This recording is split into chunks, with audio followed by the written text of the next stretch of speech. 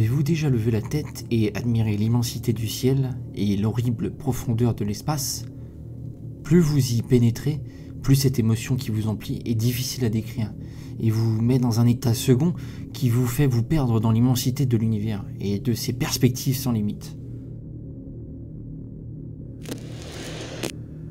Nous vivons sur une île placide, ignorante, au sein des noirs océans de l'infini, et nous n'avons pas été destinés à de longs voyages.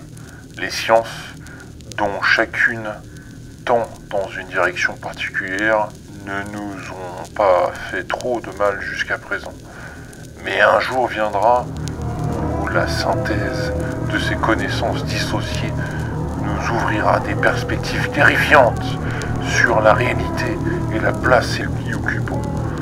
Alors, cette révélation nous rendra fous, à moins que nous ne fuyions cette clarté funeste pour nous réfugier dans la paix et la sécurité d'un nouvel âge de ténèbres.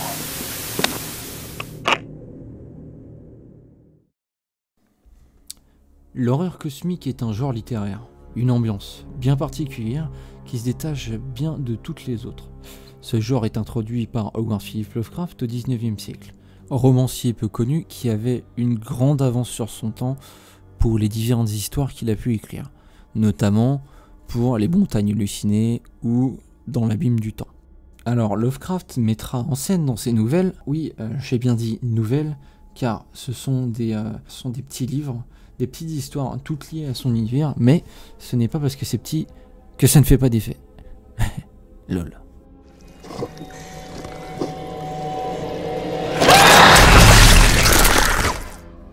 Je vous aurais prévenu. L'horreur cosmique, c'est pas fait pour tout le monde. Et donc avec ce type d'horreur, on a tout un arrière-plan occultiste qui s'ouvre à nous. C'est un univers à l'opposé des thèmes de la science-fiction où l'humain est placé comme une chose insignifiante. Ces dieux, les grands anciens, se servent des humains comme marionnettes et ce sont pour dire ces mêmes forces qui ont créé le monde que nous connaissons. Mais ces forces ne sont pas tellement malveillantes car elles sont indifférentes envers l'humanité et les buts qu'elles convoitent sont bien incompréhensibles pour l'esprit humain.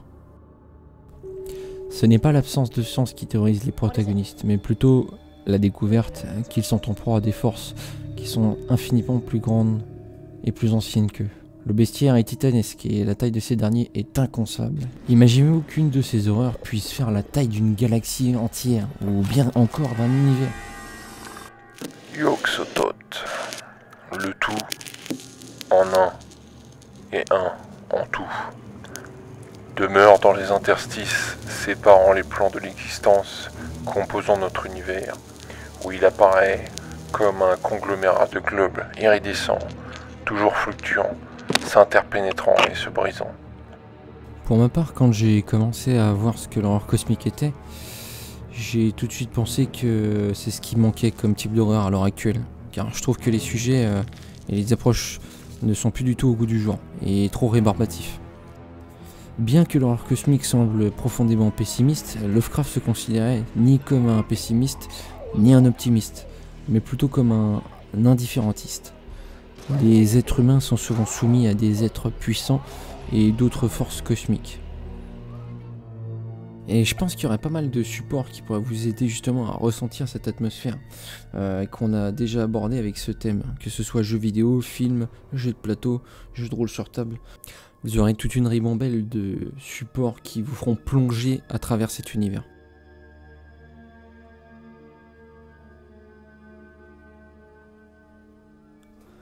Parmi les films qui traitent de ce type d'horreur, il y en a quelques-uns qui sortent du lot. Et je les ai sélectionnés pour vous. Ça vous permettra d'avoir un peu plus d'inspiration dans ce genre, si c'est ce que vous cherchez. Alien. Film d'horreur de science-fiction américain réalisé par Ridley Scott. Dans l'espace, personne ne vous entend crier. Inquiétante et intrigante catchline qu'il choisirait d'épingler à l'affiche de son Alien, le 8e passager. L'intrigue tourne autour de la lutte entreprise par l'équipage d'un cargo spatial face à la créature extraterrestre, inconnue et agressive, qui chasse les 7 membres du vaisseau pour les tuer. Le titre du film se révèle d'ailleurs à cet antagoniste principal. Putain, arrête de bouger. Arrête de bouger, putain de merde. Arrête de bouger, putain. Arrête. Ah.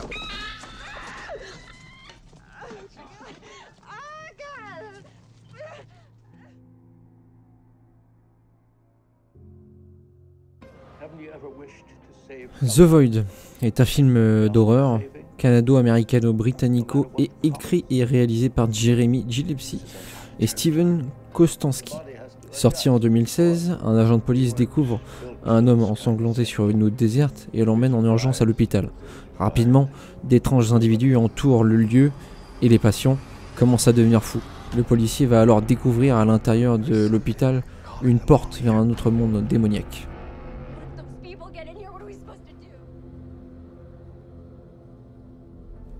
The Mist, un film d'horreur américain écrit et réalisé par Frank Darabont. D'après la nouvelle The Mist de Stephen King, sortie en 2007, l'histoire est celle d'un groupe de personnes qui se retrouvent piégées dans un supermarché par une brume surnaturelle qui recouvre la ville et à l'intérieur de laquelle se cachent des créatures effrayantes. Bien qu'étant un film de monstres, The Mist aborde également le thème de gens ordinaires devant agir dans des circonstances extraordinaires et se divisant violemment ou adoptant un comportement totalement irrationnel sous la pression des événements.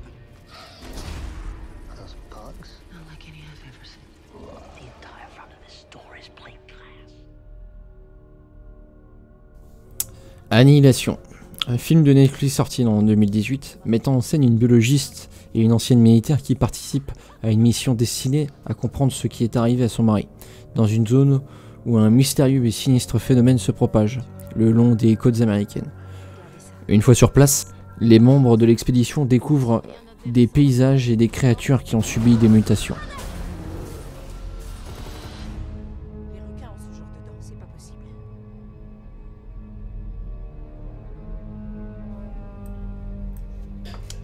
The Thing, film de science-fiction horrifique réalisé par John Carpenter. Hiver 1982, au cœur de l'Antarctique, une équipe de chercheurs composée de 12 hommes découvre un corps enfoui sous la neige. Depuis plus de 100 000 ans, décongelée, la créature retourne à la vie en prenant la forme de celui qu'elle veut. Dès lors, le soupçon s'installe entre les hommes de l'équipe où se cache la créature. Qui habite-t-elle? Un véritable combat s'engage.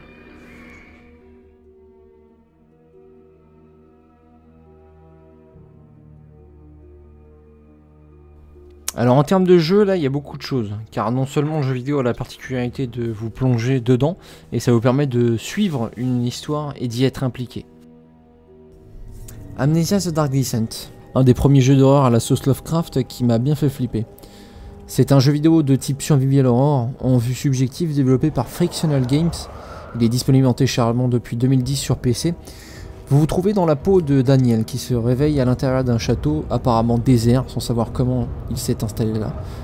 Peu après, Daniel trouve une note qu'il aurait lui-même écrite auparavant et sur cette note il donne l'ordre de tuer Alexander, le propriétaire du château. Daniel apprend également grâce à la note qu'il a décidé lui-même de se faire perdre la mémoire. Au fur et à mesure qu'il progresse dans le château, Daniel apprend davantage à propos de lui et d'Alexander.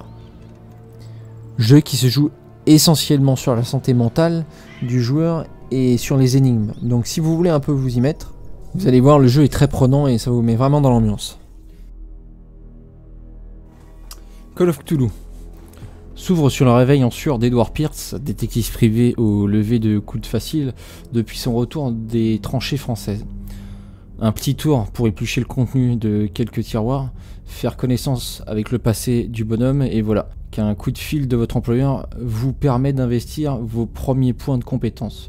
Voyez-vous, le nouveau Cyanide s'inspire autant du mythe littéraire établi par H.P. Lovecraft que l'univers étendu qui lui est lié, plus précisément du jeu de rôle papier de Sandy Peterson et Chaosium sorti en 1981. Force physique, faculté psychologique et qualité d'enquêteur ne sont que quelques-uns des traits qui régissent les options de dialogue de Pierce, ainsi que les indices qu'il peut collecter et certaines de ses interactions avec le décor. Vous l'aurez compris, Call of Cthulhu est un RPG d'enquête à la première personne qui vous fera frémir de peur. grâce à ces différentes enquêtes, ces différents points que vous retrouverez tout au long de l'histoire. Bloodborne est un jeu vidéo de type action RPG avec pour thème la Dark Fantasy, développé par From Software en collaboration avec Japan Studio et édité par Sony Computer Entertainment. Donc qui sort sur PlayStation 4 en mars 2015.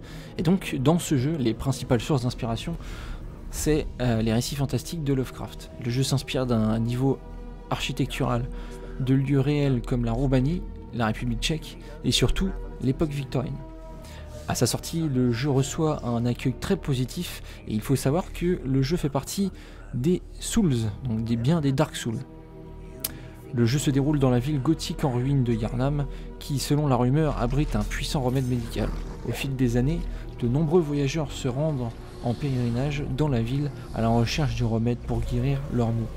Le joueur prend le rôle de l'un de ces voyageurs et en arrivant dans la ville, il s'avère que celle-ci est en proie à une maladie endémique qui a transformé la plupart de ses citoyens en créatures bestiales. Dans la lignée de Demon's Souls et Dark Souls, Bloodborne est un jeu vidéo exigeant avec une difficulté élevée.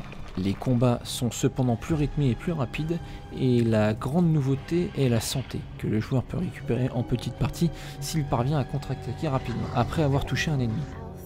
Alors voilà, pour les autres jeux, je sais qu'il y en a énormément à parler sur l'univers Lovecraftien. Malheureusement, je n'en parlerai pas parce que les jeux que je vous présente ici sont, d'après moi, de très bons jeux. Je sais très bien qu'il reste encore Sinking City et bien d'autres encore, mais là, pour le moment, je pense que c'est déjà pas mal.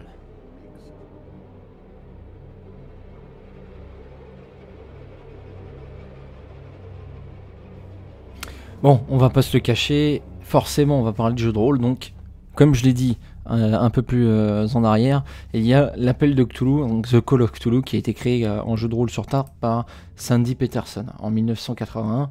Et donc c'est un jeu de rôle sur table qui a été créé aux États-Unis et qui est inspiré du coup de l'écrivain fantastique américain H.P. Lovecraft, donc Howard Philip Lovecraft. Malheureusement, le jeu est édité en France par les Jeux des Cartes en 2005 et la licence française du jeu a été reprise en 2008 par les éditions Sans Détour. Pour faire court, ce jeu emprunte l'univers de Lovecraft, son ambiance mystérieuse et oppressante, ainsi que sa cosmologie hétéroclite et originale. Le mythe de Cthulhu est décrit dans un ensemble d'horribles puissances cosmiques, et les joueurs sont confrontés à des situations où ils doivent déjouer les complots de ces créatures et de leurs adorateurs. Les personnages évoluent dans les années 1890 à 1920, ou bien dans des mondes contemporains alternatifs. Mais le principe est un fait utilisable dans quasiment n'importe quelle époque ou lieu. Le système de jeu utilisé par Basic Role Playing est simple, rapide, et il utilise presque tous les dés polyédriques, dont notamment 3 dés à 6 faces pour définir la plupart des caractéristiques physiques, et mentales des personnages.